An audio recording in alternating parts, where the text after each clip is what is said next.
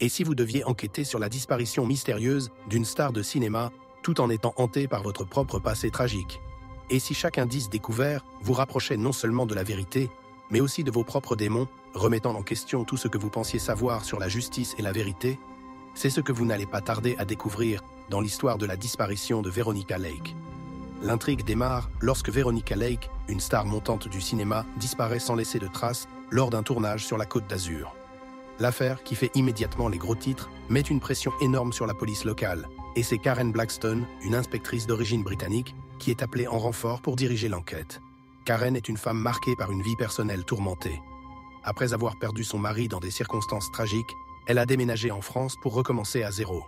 Toutefois, son passé la hante toujours et influence sa manière de mener ses investigations. Très vite, l'enquête sur la disparition de Veronica Lake révèle des zones d'ombre. La jeune actrice, connue pour son talent mais aussi pour son caractère imprévisible, semble avoir mené une vie secrète. Elle était entourée de personnes dont les intentions ne sont pas toujours claires.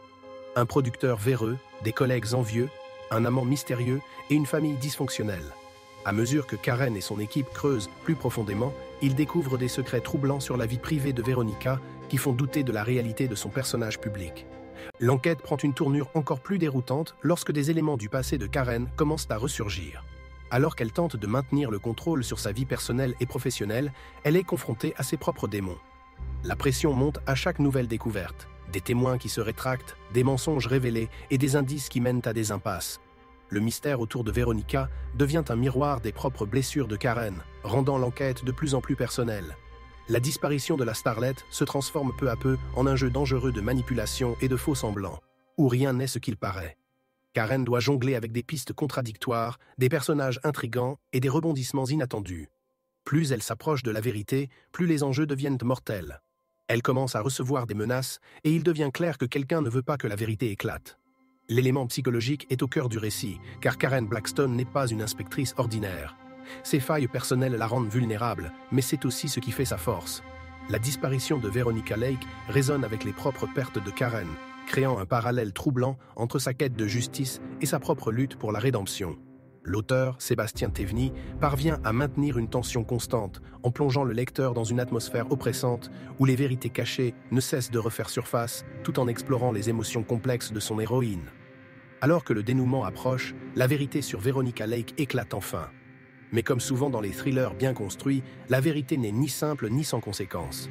L'enquête dévoile un réseau de tromperies et de trahisons, et Karen devra faire face à des décisions difficiles qui mettront à l'épreuve sa propre morale et son sens du devoir. La disparition de Veronica Lake est bien plus qu'un simple thriller policier. C'est une plongée dans les méandres de l'esprit humain, où la quête de vérité peut se confondre avec une recherche de soi-même. Le roman met en lumière les luttes internes de Karen Blackstone, tout en la confrontant à un mystère complexe et captivant, dont chaque pièce du puzzle conduit à une conclusion aussi choquante qu'émotionnellement chargée. Ce premier tome promet une série où chaque nouvelle enquête sera l'occasion pour Karen de se confronter à des énigmes criminelles, mais aussi à ses propres fantômes, rendant l'histoire aussi personnelle qu'intrigante. Mais qu'en avez-vous pensé? Je vous laisse me le dire dans les commentaires. J'espère que l'histoire vous a plu, et sur ce, je vous dis à la prochaine.